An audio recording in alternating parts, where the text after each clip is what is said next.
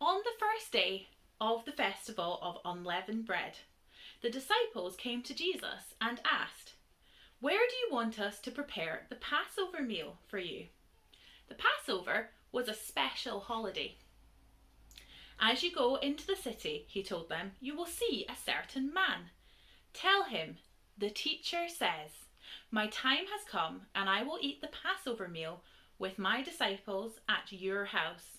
So the disciples did as Jesus told them and prepared the Passover meal there.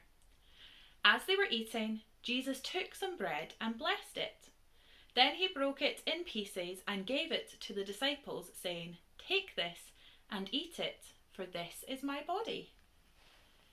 And you can see there a couple of pictures, Jesus taking the bread and the disciples going into the town.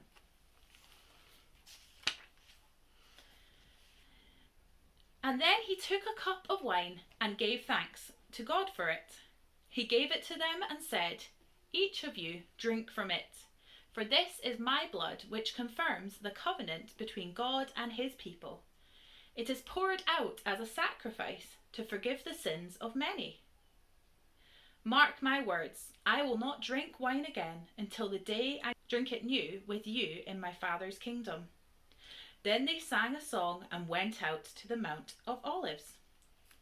And there is Jesus with the cup. Do you remember way back when we used to meet in the church buildings as part of our Sunday services? And do you remember that there was usually plates of bread and little glasses of wine on the communion table? Well, on the day before Jesus died, he met with his disciples for a meal. It was the last meal that they would share together.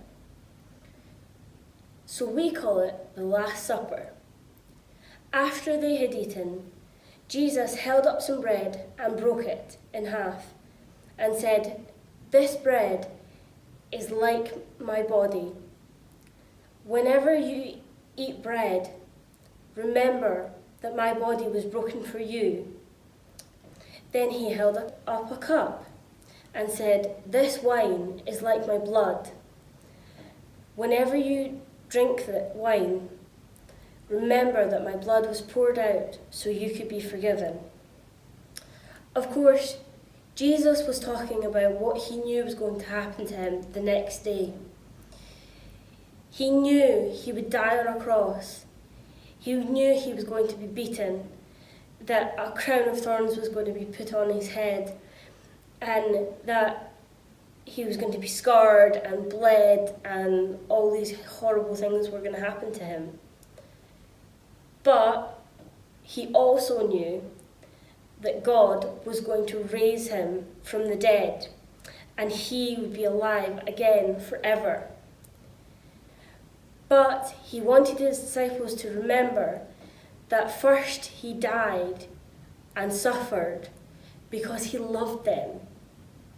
So Jesus told them that every time they ate bread and drank wine, he wanted them to remember that he died for them. And so, often when Christians meet together, we eat bread and drink wine together. Because we remember that Jesus bled and died because he loves us, when we do that as part of our Sunday service, we call it communion or the Lord's Supper. But we can remember that Jesus died for us anytime. So the next time you eat bread or drink some blackcurrant juice, remember that Jesus loves you so much that he died for you.